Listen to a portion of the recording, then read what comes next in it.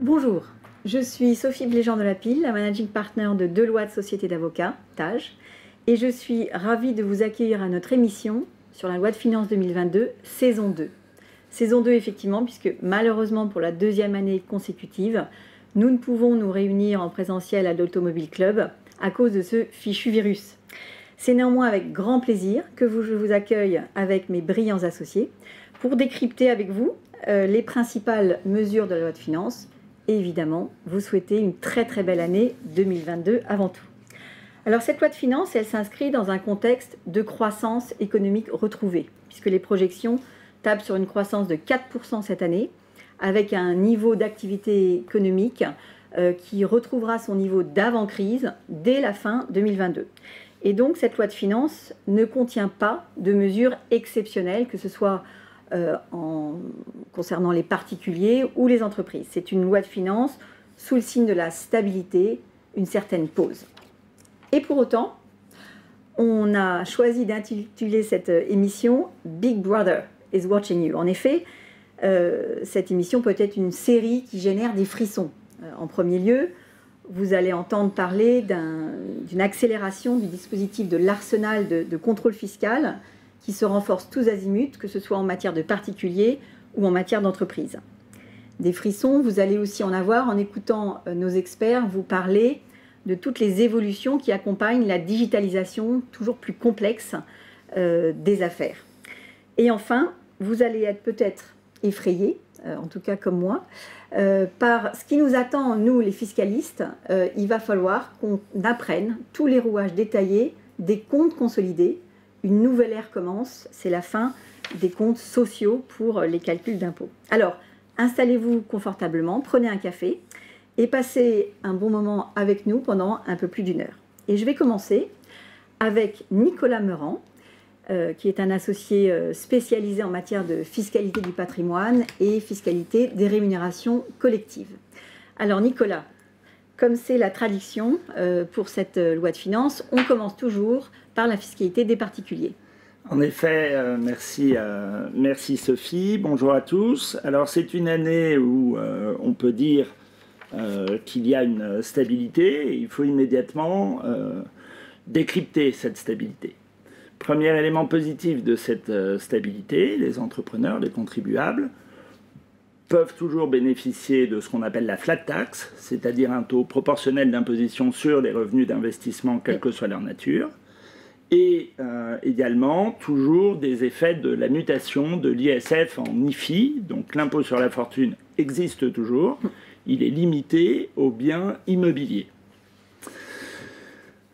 Cette stabilité, elle est donc source de paix. Elle permet aux contribuables de savoir comment prendre ses décisions économiques pour gérer ses investissements et développer son patrimoine.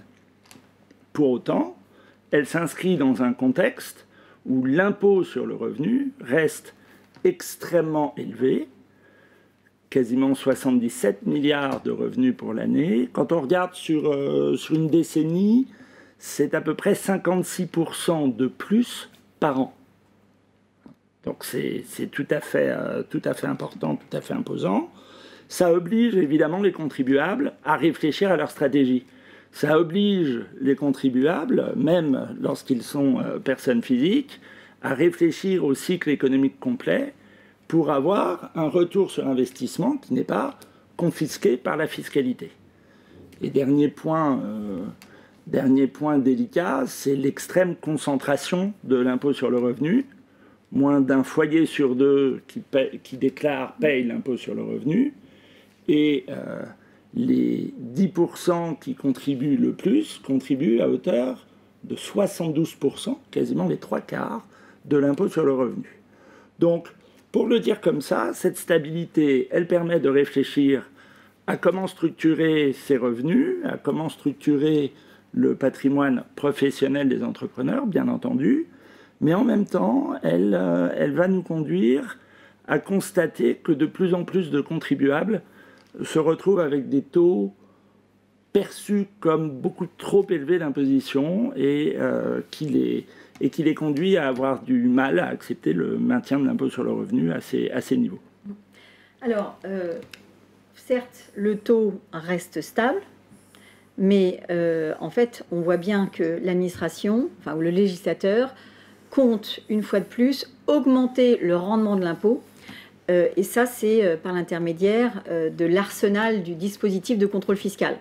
Donc, quelles sont les principales mesures de la loi de finances en ce domaine ?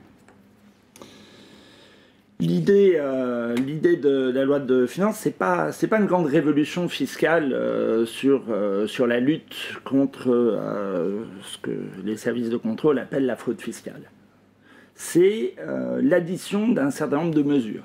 Et donc l'addition d'un certain nombre de mesures, ça va être tout autant l'utilisation de juridictions non spécialisées, tout ce qui est en matière fiscale et qui passe devant les tribunaux, dans les greffes, dans les mémoires, est transmis pour analyse.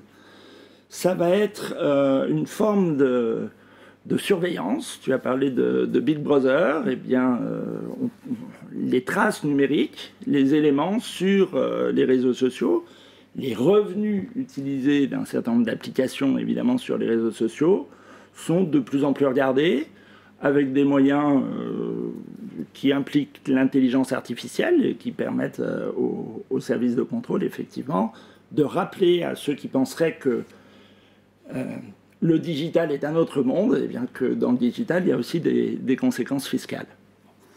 Sans reprendre l'ensemble des mesures, on voit bien que il y a toujours beaucoup d'attention portée sur le patrimoine des contribuables contrôlés. Il y a des mesures finalement facilitées aujourd'hui de séquestre ou de saisie conservatoire pendant des procédures particulièrement longues.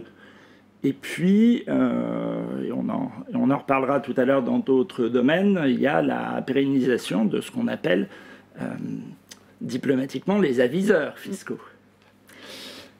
Donc un renforcement des moyens matériels du contrôle qui conduit finalement l'administration à regarder de près ce que fait chaque particulier, y compris sur l'Internet, y compris dans ses actions courantes, y compris dans ses actions juridiques. Alors, il y a une autre mesure très spécifique dans la loi de finances qui concerne les trusts, enfin la lutte contre l'évasion fiscale via les trusts. Alors, quand on entend parler de trust, on pense à un Américain ou un Canadien. Ça concerne aussi les contribuables français, Nicolas ? Tout à fait, Sophie. Ça concerne tout le monde. Dès lors qu'il y a un trust, dès lors qu'il y a des biens en trust, il y a une législation, alors même que le droit français non fiscal ne reconnaît pas l'existence des trusts. On n'a pas ratifié la Convention internationale qui aurait permis de le faire. Et donc on rajoute toujours des petits segments législatifs sur ces éléments. Alors, un petit pas en arrière pour éclairer le nouveau dispositif qui est contenu dans la loi de finances.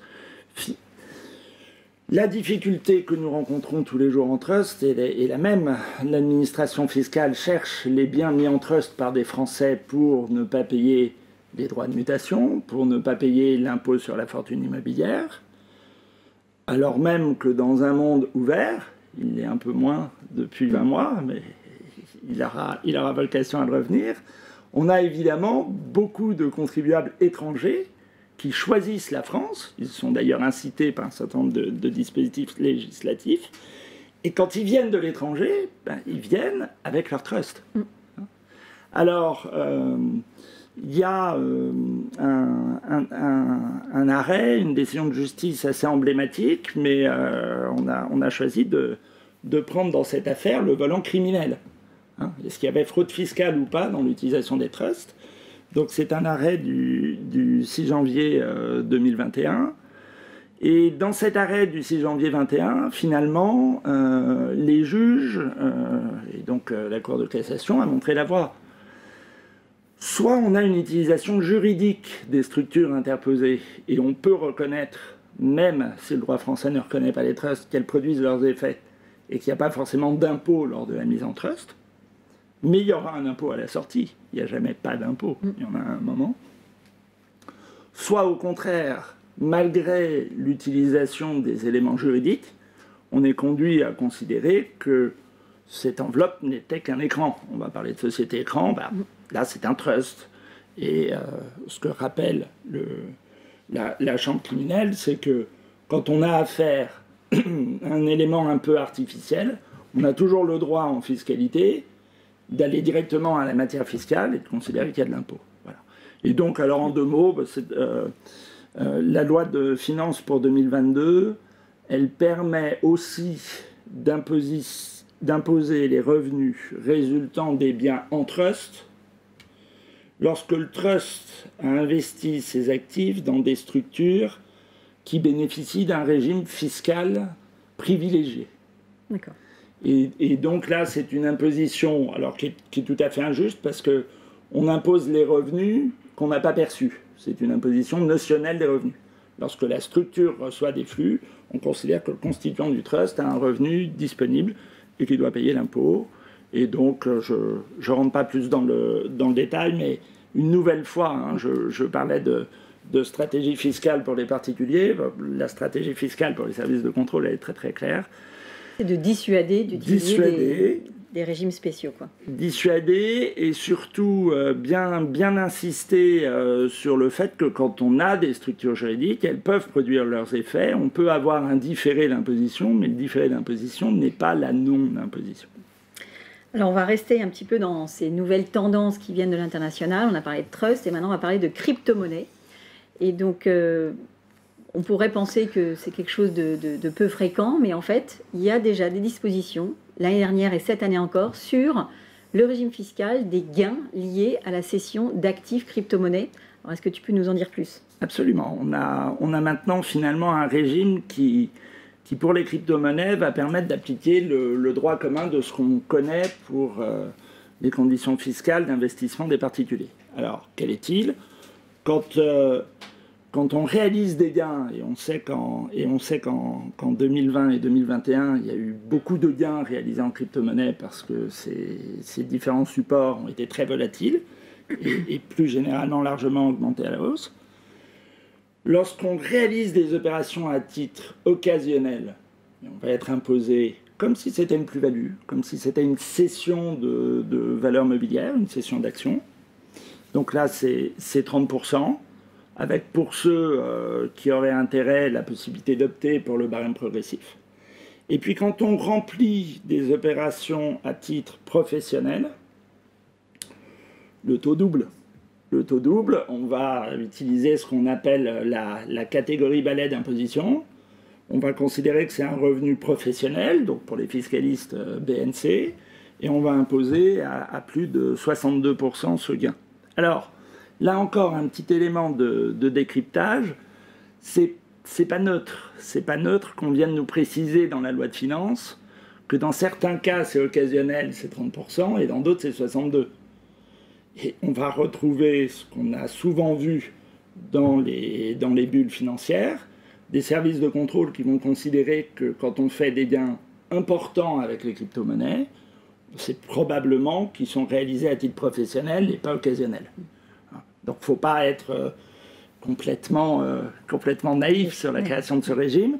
Je soulignerai simplement qu'il y avait une autre proposition législative sur les crypto-monnaies qui, elle, n'a pas abouti et qui visait à reconnaître que dans le domaine professionnel aussi, on peut, et on l'a vu à plusieurs reprises cette année sur des cas célèbres, on peut envisager de rémunérer un certain nombre de personnes en crypto-actifs. Et donc, il avait été proposé au Parlement d'adopter un régime équivalent à celui de l'attribution d'actions, mais l'attribution d'actifs numériques. Pour le moment, ça a été rejeté. On espère quand même que c'est un outil dont la France va pouvoir bénéficier, parce que l'attractivité, ça passe aussi par le digital et les crypto-monnaies. Alors, pour terminer cette partie sur la fiscalité des particuliers, je vais te poser une question, Nicolas. Depuis mars 2020, donc la crise sanitaire qu'on connaît, les Français ont mis énormément d'argent de côté. Je crois qu'on parle de 140 milliards d'euros d'épargne.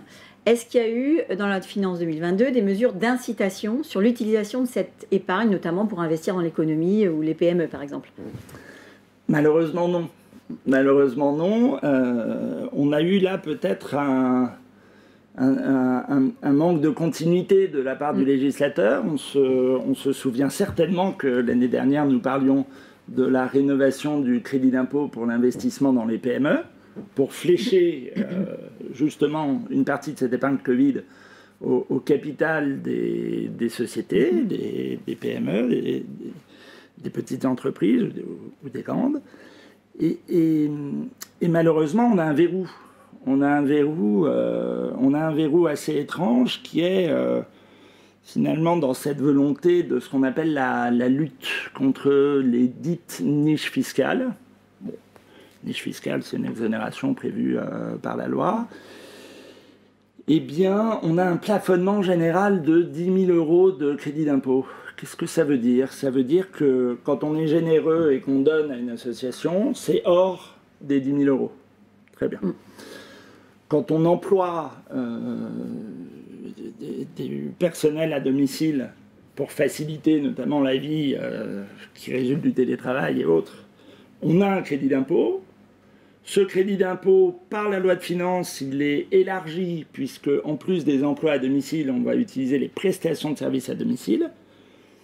Mais évidemment, on grignote l'enveloppe de 10 000 €. Et donc, dès lors que, et c'est bien normal, on déclare les gens qui viennent rendre des prestations de services et des services à domicile, on a moins d'opportunités d'utiliser le crédit d'impôt sur les investissements dans les PME notamment. On peut investir, mais on n'aura pas le crédit d'impôt.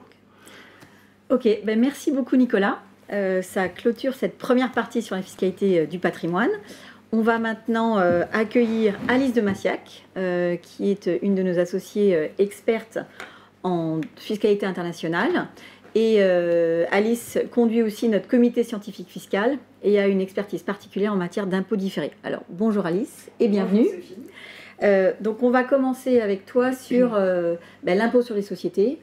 Et notamment, la première question traditionnelle, c'est que devient le taux? Est-ce qu'il est enfin plus simple et est-ce que les promesses ont été tenues? Absolument, absolument Sophie. Alors nous arrivons en matière d'impôt sur les sociétés à la dernière tranche de la trajectoire de la baisse de l'impôt sur les sociétés qui a été votée donc fin 2016, un peu bousculée, mais là on arrive enfin à la dernière tranche. Donc pour tout exercice ouvert, à compter du 1er janvier 2022, le taux d'impôt sur les sociétés est fixé à 25%. Alors, on n'a plus du tout les tranches qu'on avait auparavant, c'est donc d'une simplicité, on va dire, quasiment enfantine.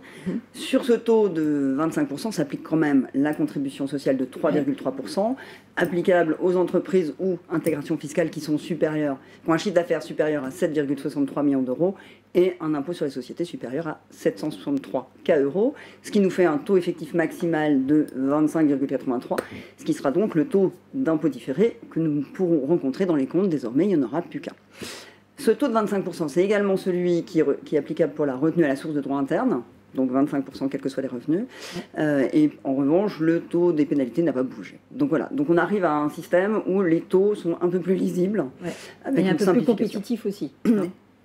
Et un peu plus compétitif, absolument. Mieux qu'avant, en tout cas, où on était vraiment les derniers de la classe. Voilà. Je vais te laisser maintenant descendre 2-3 mesures assez techniques sur l'impôt sur les sociétés. Donc, je te donne la main. D'accord. Alors, tu as une à ta droite. Voilà. Hop, je l'avais perdu. Donc revenons sur d'autres mesures. La première mesure, donc il y a plutôt des mesures, on va dire, globalement sympathiques. La première mesure, c'est la possibilité d'amortir de façon exceptionnelle et d'avoir une déductibilité fiscale sur cet amortissement au titre des fonds commerciaux acquis entre le 1er janvier 2022 et le 31 décembre 2025.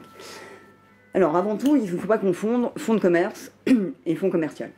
Donc le fonds de commerce, c'est une notion juridique d'universalité des moyens qui sont affectés par un commerçant à une exploitation pour satisfaire sa clientèle, qui est composée d'éléments corporels et incorporels.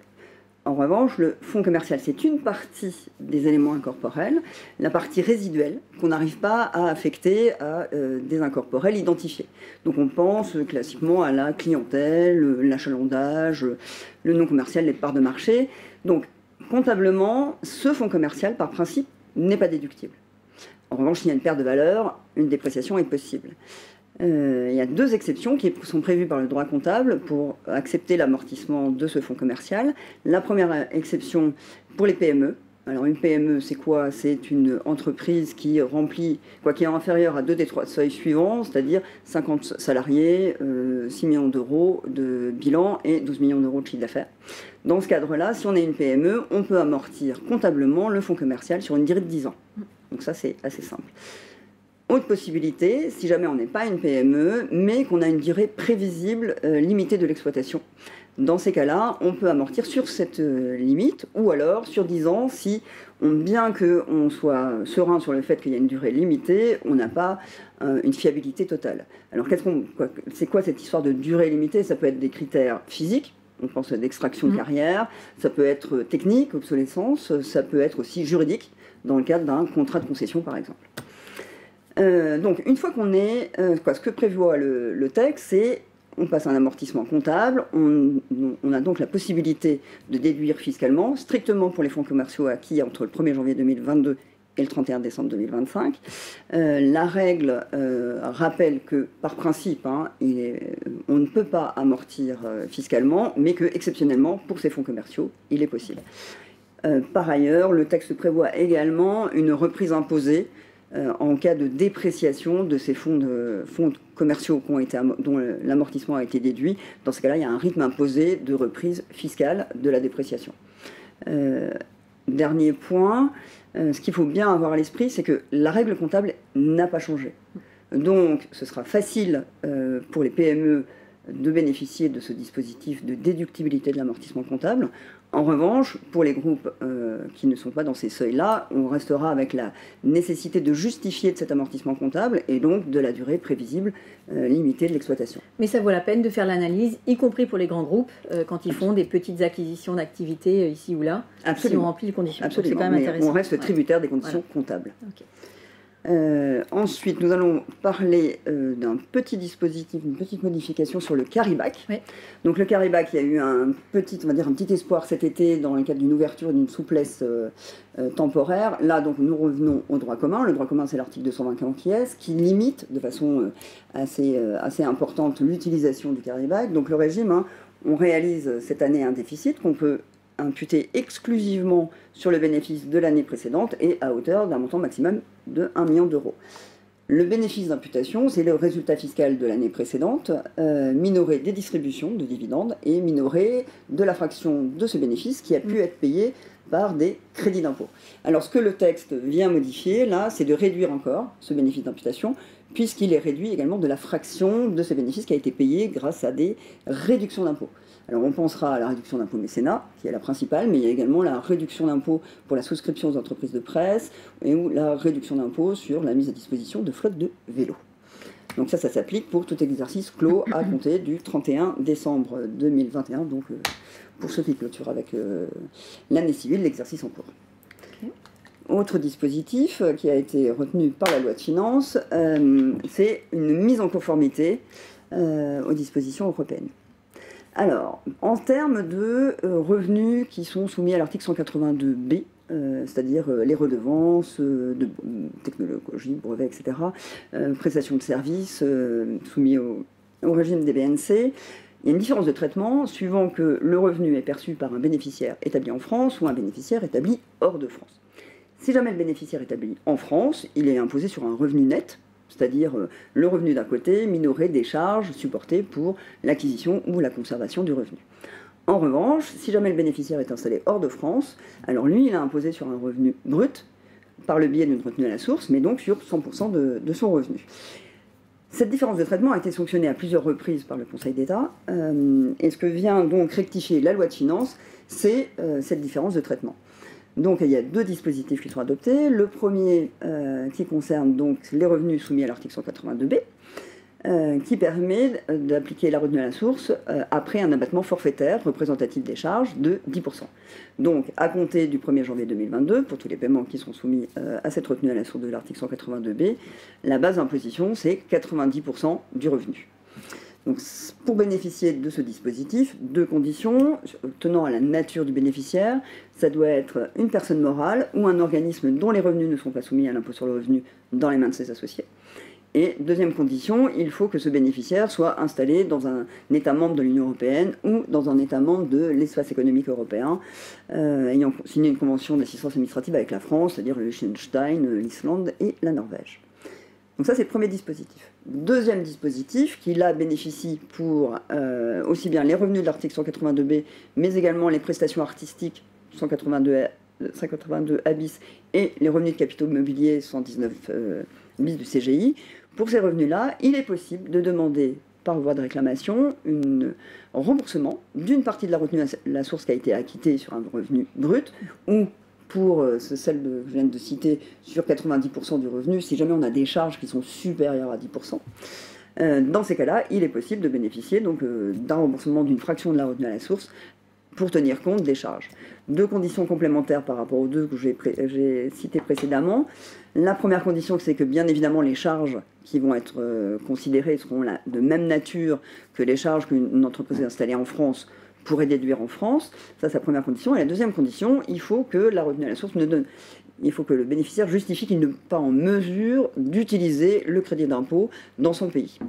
Si les conditions sont remplies, alors il faut déposer donc une réclamation dans un délai qui a été un peu allongé, puisque c'est le 31 décembre de la 2e année qui suit celle où le revenu a été payé, et bien évidemment avec tous les justificatifs.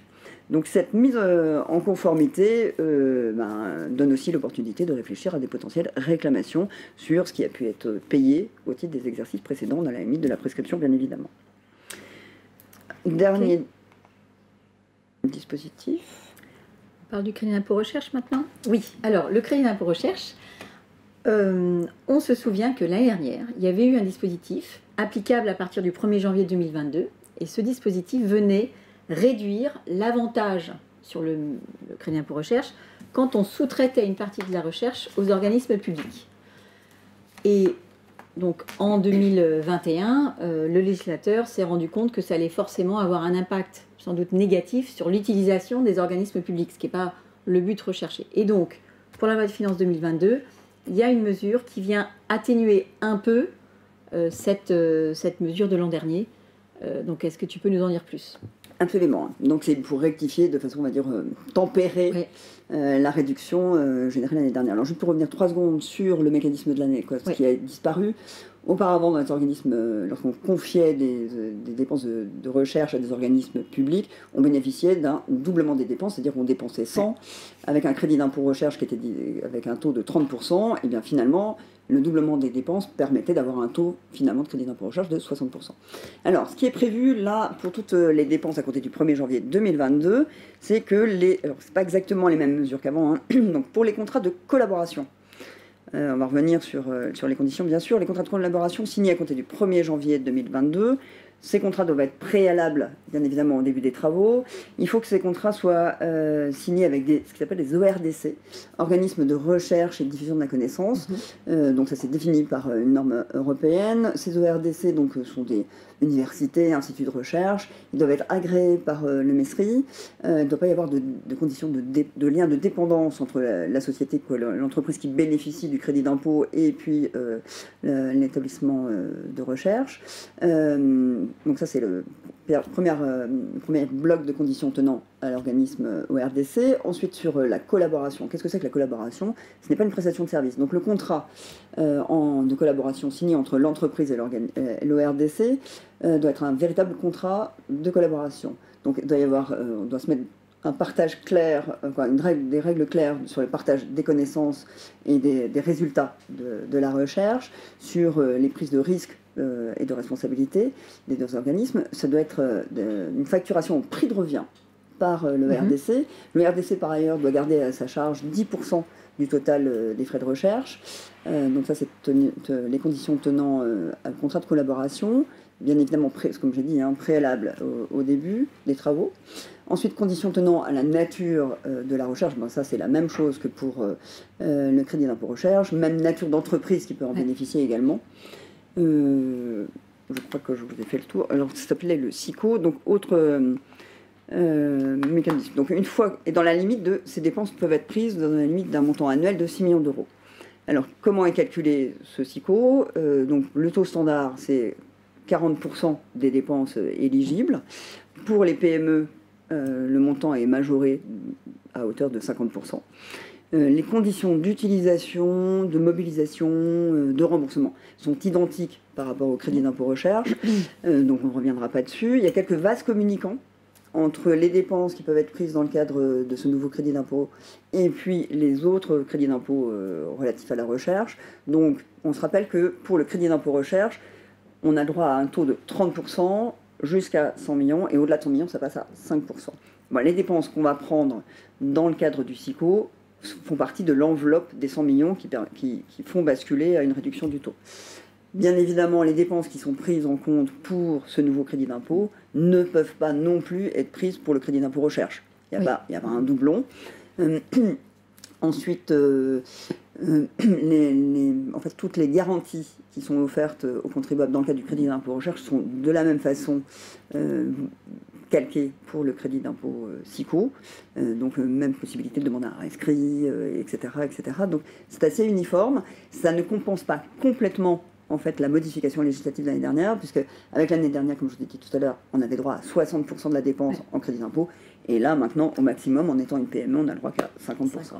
Mais enfin, ce qui est très intéressant de retenir, c'est que quand même, on assiste année après année à la sanctuarisation du crédit d'impôt recherche, et puis ici, on est venu donc atténuer cette mesure pour les organismes publics. Donc, merci beaucoup, Alice. Eh bien, bonne journée. On a terminé ce premier bloc IS, et j'ai le plaisir maintenant d'accueillir Éric L'Esprit. Éric est un de nos associés experts en prix de transfert, mais c'est également un associé qui, de par sa carrière, a eu un rôle éminent au sein de l'administration fiscale, puisqu'il était responsable du département en charge de l'élimination des doubles impositions. Et donc Éric nous aide, évidemment, accompagne nos clients en matière de contrôle fiscal et de contentieux. Alors Éric, avec toi, on va aborder quelques mesures de la loi de finances sur le contrôle fiscal, et on va commencer par la reconduction d'une mesure qui concerne les aviseurs fiscaux. C'est un terme un petit peu complexe, et surtout à ne pas confondre avec les lanceurs d'alerte. Exactement. Bonjour Sophie, bonjour à tous. Oui, l'aviseur souhaite une compensation aux informations qu'il apporte à l'administration. Alors ce dispositif n'est pas récent, il existe depuis un certain temps, il a été créé sous forme d'expérimentation à l'origine par la loi de finances pour 2017, et puis il a été pérennisé par la loi de lutte contre la fraude en 2020, fin d'année 2018, avant d'être étendu en fait aux fraudes les plus graves par la loi de finances 2020. Et il devait normalement prendre un terme à la fin de l'année 2021, au 31 décembre 2021. Et l'administration a souhaité étendre finalement cette période pour deux raisons. La première qui tient, et tout le monde le comprendra, au Covid. Alors que dans le même temps, ce dispositif est particulier, l'administration souhaite prendre le temps de vérifier les informations qui sont partagées avec elle.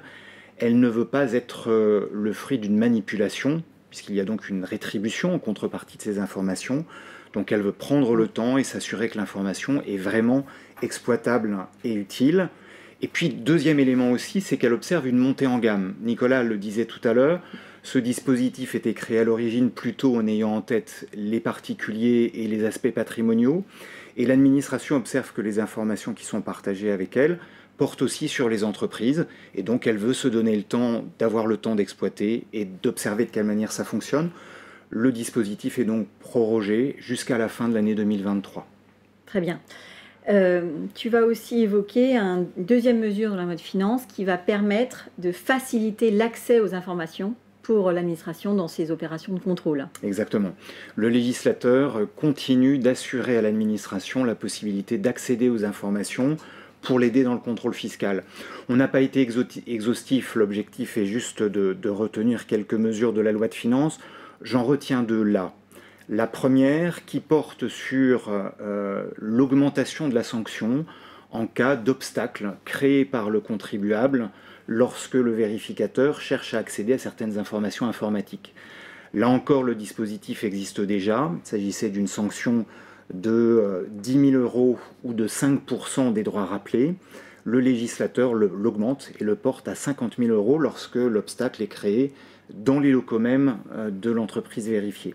Et puis, deuxième élément qui est important aussi, c'est un nouveau droit de communication qui est créé par le législateur et offert à l'administration, qui permet pour les greffes des tribunaux commerciaux, et ça n'est pas une obligation, c'est une incitation, la faculté de partager les informations auxquelles les greffes ont accès, partagées à la fois avec l'administration fiscale et avec l'administration douanière. Et c'est l'occasion aussi pour nous aujourd'hui de partager une information qui vient renforcer l'accès à l'information. Rien à voir avec la loi de finances, on va parler de la loi pour la confiance dans la justice, qui a été portée par le garde des Sceaux et votée en décembre dernier, donc c'est très très récent.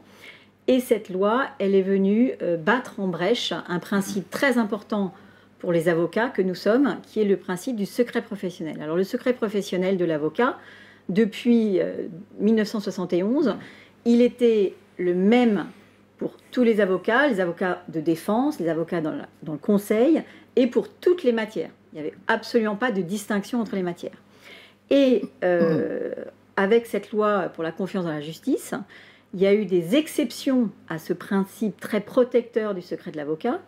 Et on va voir que le fiscal a été mis à l'index au même titre que la lutte contre le terrorisme ou contre le blanchissement d'argent. Parce qu'en effet, aujourd'hui, le secret professionnel est désormais inopposable aux mesures d'enquête et d'instruction qui seraient diligentées par l'administration.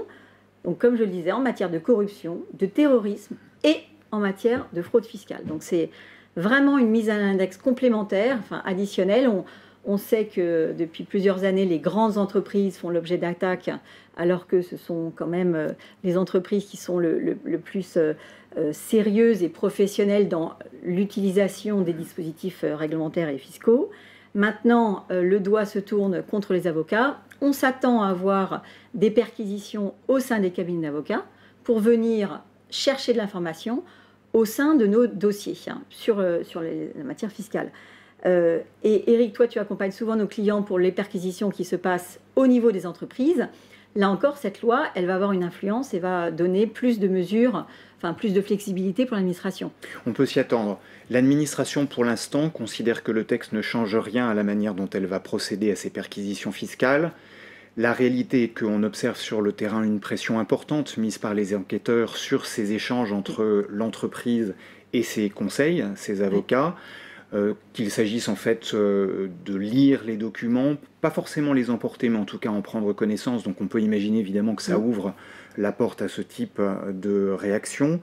Deux éléments qui sont intéressants à garder en tête. Le premier, s'agissant de ces perquisitions, c'est le fait que là aussi l'administration souhaite une montée en gamme, c'est-à-dire non plus seulement les utiliser avant le contrôle fiscal comme elle le faisait jusqu'à présent, mais plutôt en cours de contrôle, lorsque le vérificateur aura la sensation d'un décalage entre la réalité opérationnelle qu'il observe dans les comptes et dans l'entreprise et les explications, les informations qui sont partagées avec lui en réponse à ces questions. Donc sans doute une accélération de ces perquisitions dans le cadre du contrôle fiscal. Et puis deuxième élément qui traduit bien aussi la pression qui continue de monter, d'être mise par l'administration.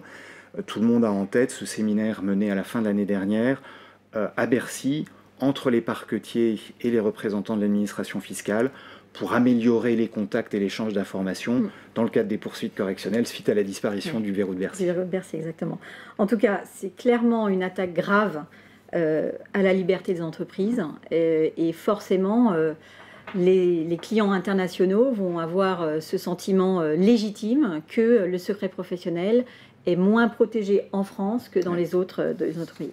Merci beaucoup Eric pour ce premier éclairage. Je vais maintenant passer à la partie de la conférence sur les taxes indirectes et donc j'ai le plaisir d'accueillir Vanessa Irigoyen qui est l'associée qui dirige notre département fiscalité indirecte. Vanessa, bonjour. Bonjour. Bonjour à tous. Donc, je vais te laisser aborder donc, ces premières mesures de loi de finances en matière de TVA. Merci Sophie de m'accueillir sur ce plateau pour échanger sur les mesures TVA de la dernière loi de finances. Alors, j'ai retenu 3 mesures TVA qui me semblent avoir les impacts pratiques les plus importants en fait, pour notre auditoire. Alors, le premier point que je souhaitais aborder avec toi et avec nos auditeurs, c'était la mise en place, en fait, la mise en conformité de la France avec le droit européen, notamment en matière de déclaration d'échange de biens. À partir du 1er janvier 2022, la déclaration d'échange de biens telle qu'on la connaissait jusqu'à présent, c'est-à-dire une déclaration unique qui retrace les flux intracommunautaires à l'introduction et à l'expédition, est remplacée par 2 déclarations. La déclaration qui s'appelle l'état récapitulatif des clients pour les besoins de la TVA, qui va être destinée à l'administration fiscale et donc à la DGFiP, et l'enquête statistique qui, elle, est destinée à l'administration douanière. Donc la fin de cette exception française, puisqu'on était effectivement l'un des rares à avoir qu'une seule déclaration, permet une plus grande séparation entre les données fiscales nécessaires au contrôle fiscal, on va dire, et les données statistiques qui, elles, resteront confidentielles. En pratique, l'interface DEB qu'on a l'habitude d'avoir va être modifiée. Au titre de chaque mois, une seule réponse à l'enquête statistique est attendue pour les flux intro et les flux expédition, et un seul état récapitulatif des clients devra être envoyé. Les 2 déclarations vont devoir se faire de manière distincte, mais en principe, un pré-remplissage sera possible pour l'état récapitulatif des clients en matière de TVA dès l'instant où les réponses à l'enquête statistique auront été données préalablement. Voilà, donc au travers de cet état récapitulatif et les différents regroupements que l'administration va pouvoir réaliser, notamment avec les déclarations de TVA, l'administration fiscale française peut assurer sa fonction de surveillance du respect des règles TVA. Le second point que je souhaitais aborder, c'est la mesure qui prévoit qu'à compter du 1er janvier 2023, la TVA sera exigible dès l'encaissement des acomptes qui sont perçus au titre des livraisons de biens. Alors, le principe jusqu'à présent, et donc jusqu'au 1er janvier 2023, c'est que cette TVA sur ces acomptes n'est pas perçue dans la mesure où la livraison de biens est postérieure, puisque en matière de biens, l'exigibilité de la TVA intervient à partir de la livraison du bien. Donc cette mesure n'entre en vigueur qu'à partir du 1er janvier 2023, afin de permettre aux entreprises d'adapter leur système d'information. Donc tous les acomptes qui vont être versés à compter de 2023, la TVA va devenir exigible. Donc il convient d'avoir cette mesure à l'esprit dès à présent pour que, notamment dans le cadre des discussions ou des négociations de contrats long terme qui sont en train de se dérouler au cours de 2022 avec des contreparties qui ne récupèrent pas la TVA, que ce point-là soit bien pris en compte pour que contractuellement, on prévoit que les acomptes qui seront versés à compter de 2023 seront avec TVA, afin de préserver en fait l'équilibre économique en fait du contrat. La troisième mesure en fait qui me semblait importante en fait d'aborder avec vous, c'est l'aménagement de la pénalité pour défaut de facturation. Alors pour mémoire, je ne connais pas trop dire les articles, mais là je vais le citer, c'est l'article 1737 grand 1-3 du CGI qui prévoit une sanction pour tous les cas de défaut de facturation par les professionnels. Alors, cette sanction, c'est quoi? C'est une amende de 50% du montant de la transaction qui n'aura pas été facturée, ce qui est colossal. Cette amende pouvait être réduite à 5% du montant de la transaction dès l'instant où on était capable de démontrer qu'elle avait été comptabilisée et que la preuve de cette comptabilisation intervenait dans les 30 jours qui suivaient la mise en demeure.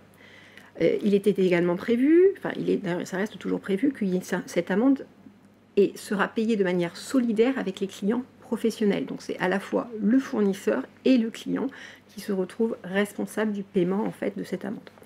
À partir du 1er janvier 2022, cette amende est aménagée. L'amende de 50% est plafonnée à 375 000 € par exercice. Et lorsqu'on peut rapporter la preuve qu'effectivement ces opérations ont été comptabilisées, l'amende de 5% va être applicable et elle sera plafonnée à 37 500 € par exercice. 375 000. Hein. Non, 375 000 c'est l'amende de 50. Oui. 37 500 c'est l'amende de 5%. Très bien. Et donc, on a l'impression que finalement c'est une bonne nouvelle puisqu'on passe de 50% du montant non plafonné à un montant plafonné. Mais est-ce que c'est vraiment une bonne nouvelle pour toi? Ou est-ce que, compte tenu de la pratique que tu observes, c'est plutôt, ça va dans le mauvais sens? Alors, je ne suis pas certaine qu'effectivement ça soit une bonne nouvelle, parce qu'en pratique, on avait finalement très peu de cas où on se retrouvait avec l'application de ces amendes, puisqu'elles étaient effectivement un peu disproportionnées et les montants devenaient colossaux. Donc c'était certes une épée de Damoclès, mais elle ne tombe finalement que très rarement, et uniquement dans des cas qui étaient vraiment des schémas de fraude, pour autant qu'on ait effectivement de part et d'autre des débiteurs qui soient solvables. Sinon ça sert effectivement à rien. Donc aujourd'hui, le plafonnement de cette amende peut nous amener à supposer que l'administration va pouvoir l'utiliser de manière beaucoup plus large et beaucoup plus rapide, et notamment dans le contexte de la piste d'audit fiable. Alors c'est vrai que c'est un peu mon dada, mais la piste d'audit fiable, le petit rappel, effectivement c'est une obligation qui est imposée en fait aux entreprises depuis 2013, mais qui est finalement assez peu mise en place en fait par les entreprises. Aujourd'hui, l'administration fiscale la réclame en fait dans l'ensemble de ses contrôles fiscaux. Alors pour mémoire, qu'est-ce que la piste d'audit fiable? C'est une documentation écrite qui retrace les contrôles internes de l'entreprise afin de justifier et de garantir la lisibilité, l'authenticité et l'intégrité de ces factures, et qui également démontre que les factures qu'on reçoit et qu'on émet correspondent à des opérations effectives, en retraçant le processus de facturation de bout en bout, c'est-à-dire du bon de commande au paiement. Alors, lorsque cette piste d'audit fiable n'est pas mise en place, en fait, l'administration peut considérer qu'effectivement les factures qu'on émet ne sont pas des factures probantes, et donc appliquer cette fameuse amende pour défaut de facturation. Jusqu'à présent, on ne l'appliquait pas, mais maintenant que c'est 37 500 €, on peut imaginer, si on fait un parallèle notamment avec les déclarations d'échange de biens il y a une vingtaine d'années, qu'on se retrouve effectivement à se voir appliquer ces pénalités. D'où la nécessité d'être bien prêt. Alors on va continuer à parler de préparation et on va parler de cette réforme très attendue qui est la réforme de la facturation électronique. Donc c'est pour ça que je parlais à l'intro de la digitalisation du monde des affaires. Tu vas nous rappeler brièvement, si tu peux, en quoi consiste la réforme, et ensuite tu vas faire un focus sur le calendrier, parce que même s'il peut paraître assez étalé, et on est en retard par rapport à nos voisins européens, néanmoins, toi, ton conseil, c'est vraiment de se préparer dès cette année 2022. Oui, essayez, effectivement. Essayez. Donc, la réforme repose sur 2 piliers. Ouais. Le premier pilier, c'est l'obligation de transmission de factures de manière électronique, en fait. Alors, on entendra parler de cette obligation par le e-invoicing. La réforme ici, dans le cadre de l'obligation de e-invoicing, vise quoi? Vise des opérations domestiques taxables à la TVA française réalisées entre assujettis à la TVA, pour lesquels il existe une obligation de facturation. Donc ne vont pas être couvertes par cette obligation de e-invoicing les opérations qu'on va réaliser avec des particuliers, puisqu'il n'y a pas d'obligation de facturation, les opérations avec des contreparties étrangères, puisqu'effectivement la TVA n'est pas due en France, et les opérations qui sont exonérées, comme en matière bancaire ou en matière d'assurance.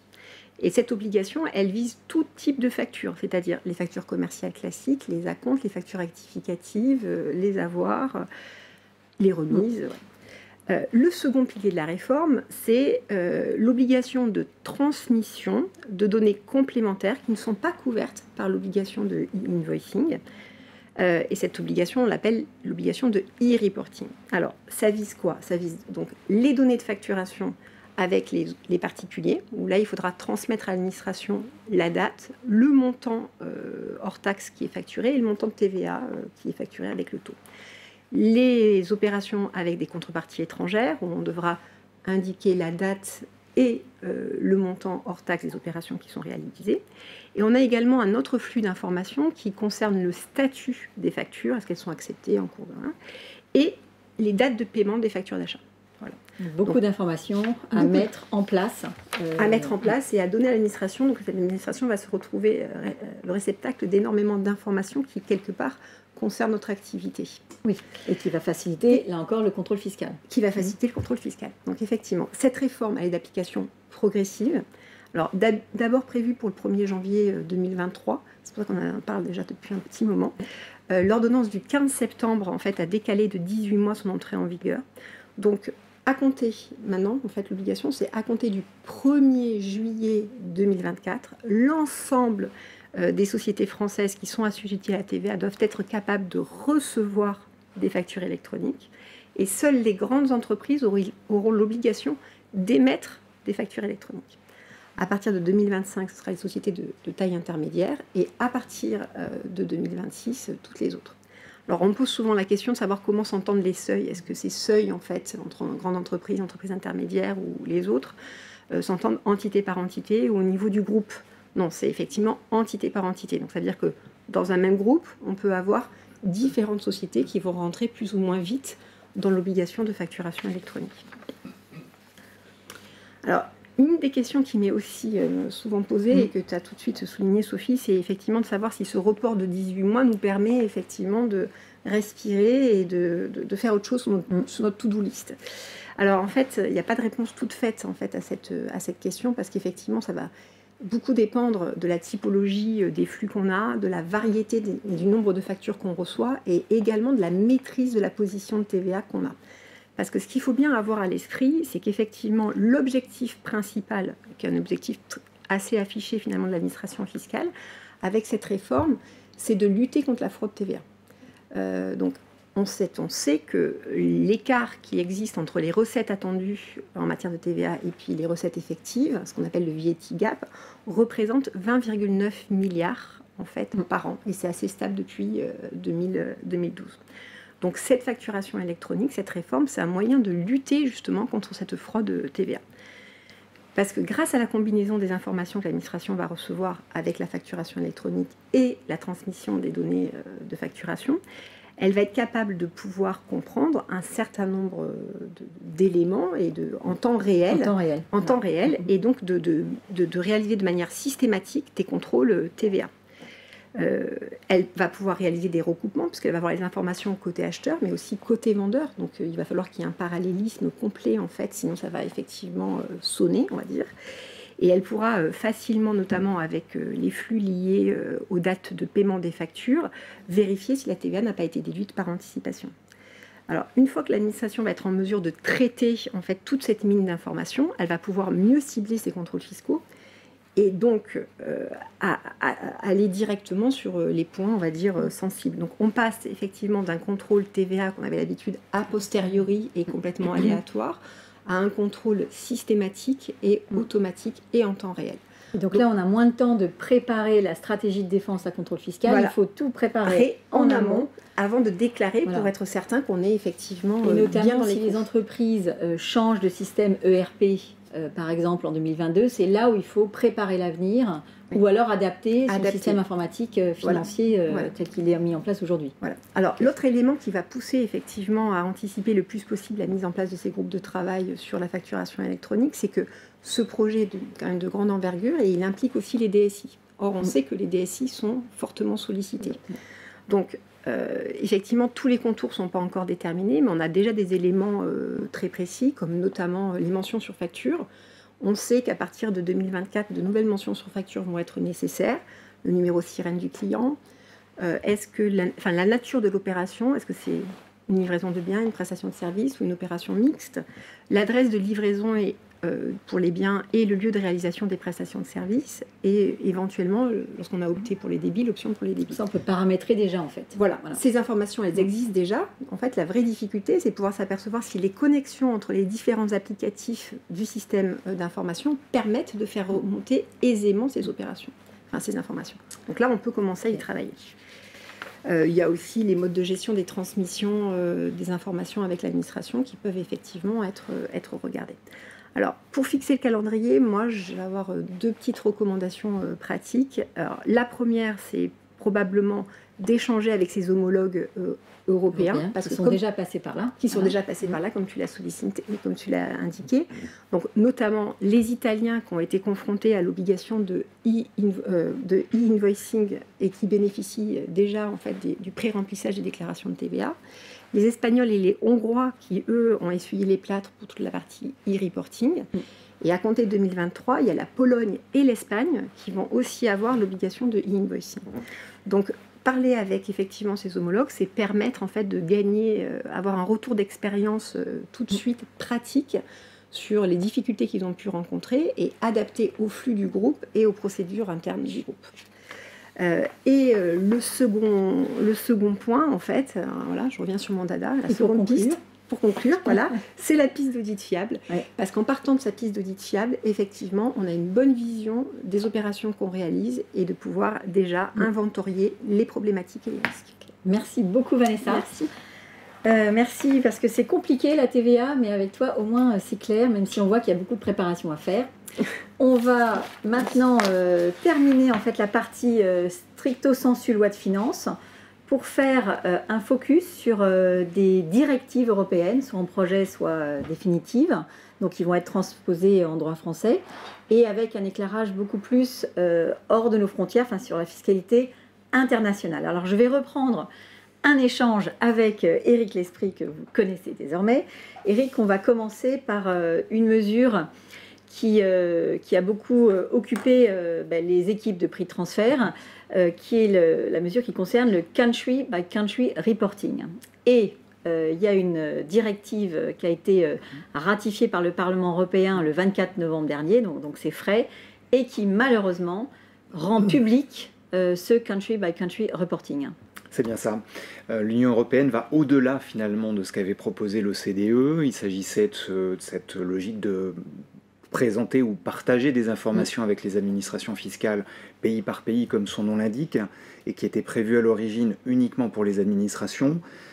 C'est issu du rapport BEPS de l'OCDE, lutte contre la fraude, à la fin de l'année 2015, entrée en vigueur en France au 1er janvier 2016 par l'article 223 quinquies C. Et en fait, ces informations aujourd'hui vont être partagées avec le public. La logique est la même, à quelques variances près. L'Union européenne vise les groupes et les entreprises dont le chiffre d'affaires consolidé est supérieur à 750 millions d'euros.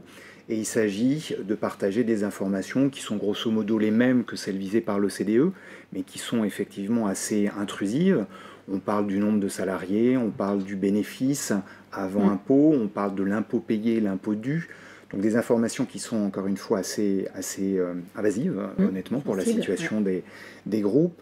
Et il s'agit de partager l'information pour les entreprises et les succursales qui se trouvent dans les États membres ou dans les États qui sont sur la liste grise et les listes noires de l'Union européenne, donc ces territoires non coopératifs en matière fiscale.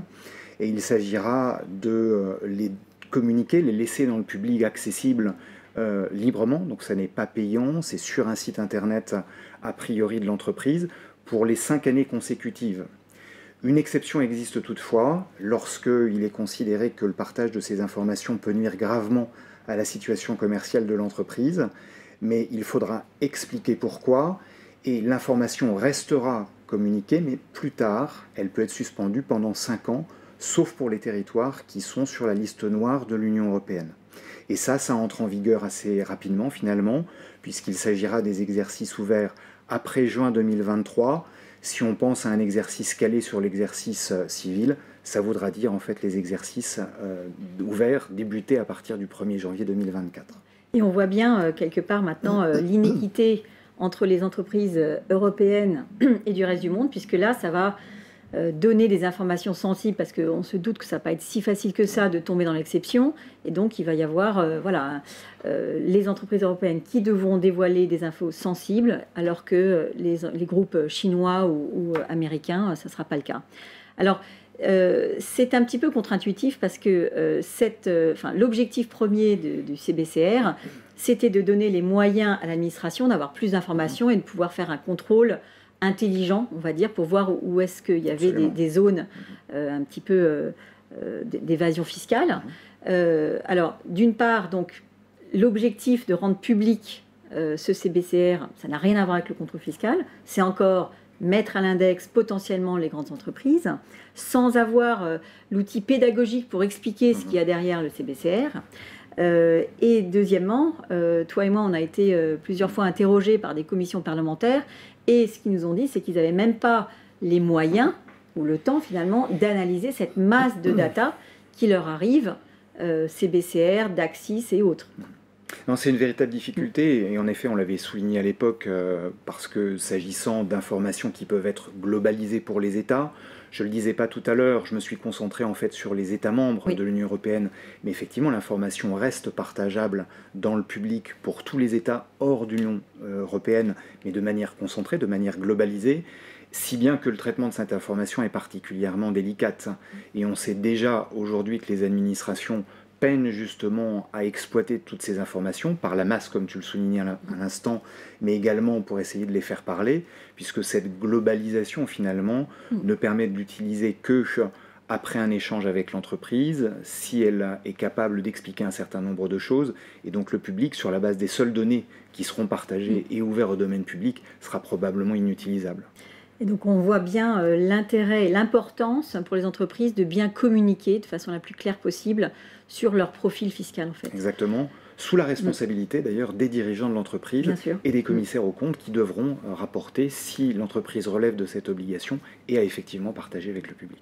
Merci beaucoup Eric. Merci, on va passer à la dernière partie avec Nathalie Aimé. Nathalie Aimé est une de nos associées expertes en fiscalité internationale. C'est aussi Nathalie qui est en charge de notre EU Policy Group.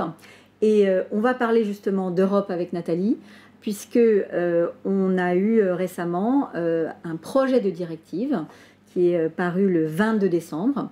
On va d'abord parler de un premier projet qui est en marge des initiatives OCDE et qui concerne ce qu'on appelle les sociétés écrans. Et donc l'Europe est venue donc publier ce projet de directive qui va devoir être implémenté en France pour dissuader l'utilisation de holdings intermédiaires sans substance pour les groupes européens. Donc bienvenue Nathalie, et est-ce que tu peux nous en dire plus sur ce premier pavé ? Merci Sophie, bonjour. Alors effectivement, le 22 décembre, la société Écran va devenir la cible de la Commission, puisque son ambition, c'est d'empêcher la mauvaise utilisation de ces sociétés Écran à des fins fiscales. C'est le titre du projet de directive. Alors comment est-ce qu'on y arrive ? Eh bien, on y arrive en leur supprimant l'accès aux conventions internationales et aux directives européennes. Donc concrètement, on va rendre leur utilisation beaucoup plus coûteuse fiscalement. C'est vrai que c'est assez dissuasif. Alors, qu'est-ce qu'une société écran ? C'est important parce que la directive, elle nous fournit pour la première fois un cadre. En fait, jusqu'ici, on pouvait dire qu'on avait quasiment autant d'interprétations ou d'approches que d'administration fiscale au sein de l'Union européenne. Là, la directive, elle nous fournit un cadre étape par étape. Alors, si on regarde ce qu'est une société écran, dans la première étape, on va déterminer les sociétés qui sont les plus à risque de manquer de substance. Donc ça, on le fait sur la base d'un certain nombre d'indices. Alors c'est des indices classiques de manque de substance, comme par exemple des revenus très majoritairement dits passifs, dividendes, intérêts, redevances, revenus immobiliers. C'est une activité principalement transfrontière, c'est-à-dire que la société n'exerce pas toute son activité dans son état d'implantation, et c'est le recours massif ou significatif à tout le moins à de la sous-traitance pour ses activités quotidiennes et ses prises de décision. Si une société remplit certains de ces indices, alors on passe à l'étape numéro 2, c'est une obligation déclarative renforcée.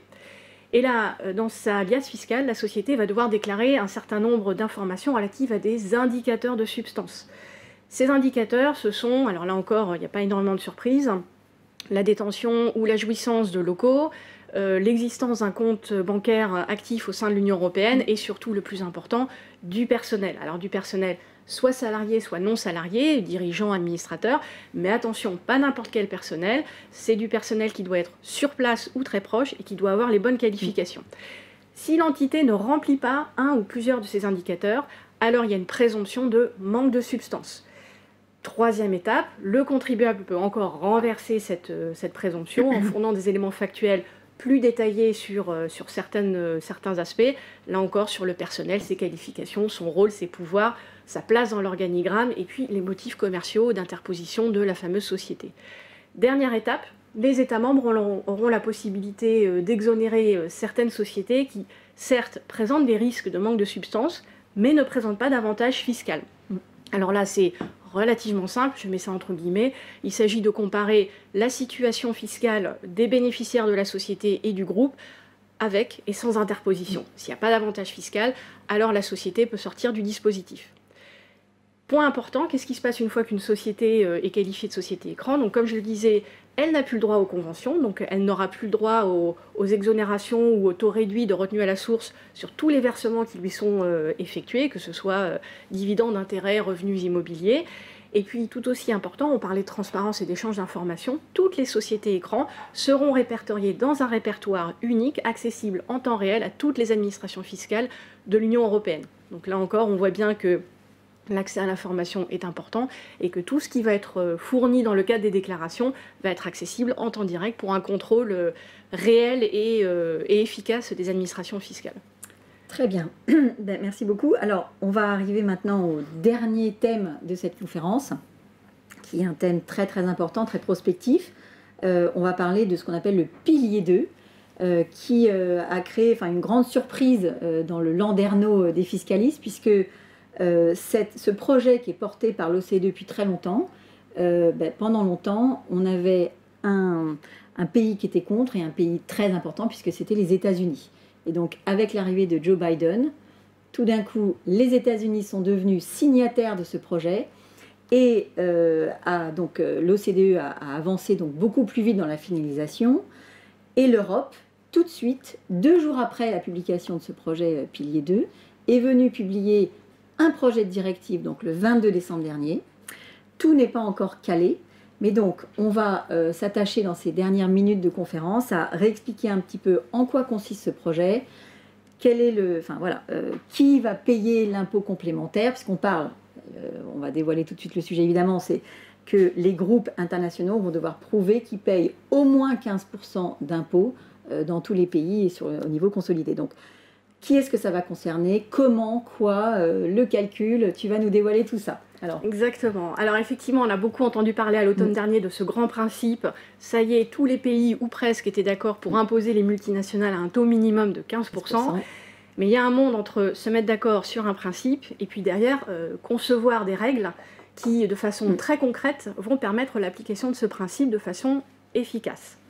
Et donc c'est tout le sens des règles qui ont été publiées, comme tu le disais, par l'OCDE le 20 décembre et qui ont été immédiatement reprises par la Commission dès le 22 décembre dans son projet de directive. Alors, qui est-ce que ça concerne? En premier lieu, ça concerne au sein de l'Europe la même catégorie de contribuables que ceux qui sont visés par l'OCDE, c'est-à-dire les multinationales qui réalisent un chiffre d'affaires de 750 millions d'euros au cours des 2 dernières années, enfin au moins 2 des 4 dernières années, et qui possèdent au moins une entité au sein de l'Union européenne. Donc voilà, c'est une définition et un champ d'application assez large. Toutes ces entités-là vont entrer dans le champ de cette directive Pilier 2. Qui va devoir payer l'impôt complémentaire? Alors, on a toute une série de règles, mais on va dire de façon très schématique, c'est l'entité mère ultime. Donc si on regarde l'exemple qui apparaît à l'écran, on a une société mère qui détient 2 filiales. Voilà. On a une entité mère qui détient 2 filiales qui sont imposées à un taux effectif d'imposition de 10%. C'est l'entité mère ultime qui va devoir payer donc un complément pour arriver au seuil des 15% d'imposition minimum. C'est pas du tout le pays qui a un taux d'impôt bas qui va devoir appliquer un taux de 15%, même si on peut se douter que peut-être certains pays vont aligner leur taux au 15%, mais ça on verra. Mais donc c'est bien la société mère, donc par exemple pour les groupes français, l'entité française qui va payer le complément ou l'entité américaine si c'est un groupe américain. Exactement. Ça, c'est le cas le plus simple. Que se passe-t-il si le pays où est établie l'entité mère n'a pas mis en œuvre ces règles sur l'imposition minimum? Là aussi, il y a un cas qui est prévu. Et ça va revenir donc à une autre entité au sein de l'organigramme. Donc là, dans l'exemple, on voit qu'on a l'entité mère et toujours, in fine, les 2 filiales qui sont imposées à 10%. Le PIA n'a pas mis en œuvre la règle d'imposition minimum. On va donc exiger l'imposition complémentaire d'une autre entité en commençant par le bas de l'organigramme et donc, dans mon exemple, dans le pays C. Donc on ne sait pas très bien si ça va être concrètement appliqué parce que pour l'instant, il y a un énorme nombre de pays qui a adhéré à ce projet, mais on peut imaginer un changement de président aux États-Unis et un revirement, et donc ça pourrait être le cas, par exemple, de groupes américains dans le futur. Mais ça, c'est très prospectif. On ne sait pas pour l'instant. Donc exactement. Ça, c'est sur qui paye. Alors maintenant, comment est-ce qu'on calcule le montant complémentaire à payer? Alors, c'est là que les choses se corsent un petit peu, parce qu'il y a tout un calcul à effectuer. On va dire de façon schématique, le taux effectif d'imposition, donc pour savoir si on est au-dessus ou en dessous des 15%, c'est le rapport entre les impôts couverts divisé par le résultat GLOB. GLOB, c'est Global Anti-Base Erosion. Alors on va reprendre dans l'ordre. Les impôts couverts, ce sont tous les impôts sur le revenu ou les bénéfices qui sont reflétés dans les états financiers des entités concernées. Alors comme toujours, il y a des ajustements. Des ajustements, typiquement, on ne prendra pas en compte les provisions pour risque fiscal. Et puis, autre ajustement très important, les groupes auront la possibilité de prendre en compte les impôts différés, donc les effets d'impôts liés au décalage entre le résultat fiscal et le résultat comptable. Là encore, avec des ajustements, par exemple, les impôts différés passifs, c'est-à-dire la future charge d'impôt, ne pourra pas être prise en compte si jamais elle se réalise plus de 5 ans après sa comptabilisation. Donc ça, c'est pour les impôts couverts. Maintenant, si on regarde le dénominateur, le fameux résultat GLOB, c'est un résultat net comptable, après impôt, mais attention, déterminé suivant les règles de consolidation comptable de la société mère ultime. Voilà, et donc ça, c'est vraiment une révolution, parce que en tant que fiscaliste, on a l'habitude de regarder pays par pays, avec les normes fiscales locales, sur la base d'abord des comptes, la comptabilité locale, nationale. Et donc là, on va devoir vraiment s'attacher aux impôts consolidés. Donc c'est vraiment, enfin, pour les étudiants qui vont commencer la fiscalité, en tout cas on en parlait avec plusieurs directeurs fiscaux, c'est vraiment une nouvelle ère qui s'annonce. Exactement. En plus, c'est pas les comptes conso forcément standards. Et oui, ce serait trop simple. C'est pour ça que je disais que les choses se corsent. C'est qu'effectivement, le résultat conso, c'est notre point de départ, donc c'est déjà nouveau, mais il va y avoir toute une série d'ajustements. Des ajustements obligatoires, par exemple, ajustements pour dividendes, plus et moins value de cession de titres ou versement au titre des pensions de retraite. Et puis des ajustements qui sont optionnels, laissés à la main des contribuables, comme par exemple la possibilité de retraiter des transactions intragroupes entre entités d'un même pays. Mais attention, ces options, elles sont valables pour 5 ans, on ne les prend pas à la légère. Donc ça nous donne notre résultat GLOB. On obtient donc un rapport impôt couvert sur résultat GLOB. Point important, on fait un calcul pays par pays, ce qui veut dire qu'on va prendre tous les impôts et tous les résultats GLOB des entités d'un même pays, ce qui veut dire concrètement qu'on va procéder à des agrégats qui ne sont pas naturels non plus dans notre monde de fiscalistes et qui vont être obligatoires même dans des pays où il n'y a pas de groupe fiscal, voire même pas de palier de consolidation comptable. Donc ça, c'est extrêmement important. Ouais, donc on va bien s'amuser. Alors, prenons une hypothèse où on s'aperçoit qu'on n'atteint pas ces 15%. Donc il faudrait payer un impôt complémentaire, donc mettons en France pour un groupe français. Là encore, il y a un dernier ajustement. Au cas où les filiales qui sont dans des pays où le taux est de moins de 15%, si ces filiales ont une vraie présence physique avec des salariés, des actifs, là, on va adoucir un petit peu l'impôt complémentaire à payer. Exactement. Là, à ce stade-là, on a juste déterminé le taux effectif d'imposition pour le comparer au 15%. Maintenant, il faut encore calculer l'imposition complémentaire, la fameuse imposition complémentaire. Donc, effectivement, au niveau du taux, c'est la différence entre les 15% et le taux effectif d'impôt qu'on a calculé. Sur la base, ça va être le résultat GLOB. Et pour ne pas pénaliser ces sociétés qui sont moins imposées mais qui ont une vraie activité, le résultat GLOB, on va l'ajuster d'un montant égal à 10% de la masse salariale et 8% des actifs corporels. Donc là encore, pas mal d'ajustements et pas mal d'accès à des informations financières auxquelles on n'a pas l'habitude de toucher lorsqu'on calcule un résultat fiscal. Donc ça va être une complète révolution pour nombre de groupes. Et donc un petit peu comme ce qu'on évoquait avec Vanessa, le calendrier il n'est pas imminent, néanmoins ça arrive et on pense nous qu'il faut vraiment se préparer dès 2022. Il y a quand même pas mal d'activités à faire pour se préparer à cette révolution fiscale. Alors ce n'est pas imminent mais ça va être quand même très proche parce que la directive en principe doit être transposée avant le 31 décembre 2022, c'est demain. Première application aux exercices ouverts à compter du 1er janvier 2023. Donc, on va très vraisemblablement en reparler lors de la loi de finances de l'année prochaine. Alors, compte tenu de tout ce qu'on vient de raconter, je ne saurais trop conseiller effectivement au groupe d'utiliser l'année 2022 pour déjà reprendre les règles, parce que là, on les a passées de façon très synthétique, vérifier qu'elles sont bien appréhendées, identifier les entités, là où les entités qui vont payer les impôts complémentaires, identifier le cas échéant les sociétés qu'on va pouvoir exclure, parce que en réalité, on a des règles pour exclure les petits pays ou les sociétés qu'on ne détient pas à majorité. Et surtout, s'assurer qu'on a bien dans les reportings financiers ou fiscaux existants toutes les informations dont on va avoir besoin. Et donc, ma recommandation, ce serait en 2022 de procéder à un test grandeur réelle sur la base, sur la base des résultats 2021. Et puis de voir avec son équipe conso, son équipe comptable, la mise en place de processus pour que cette remontée d'informations et cette disponibilité soit assurée.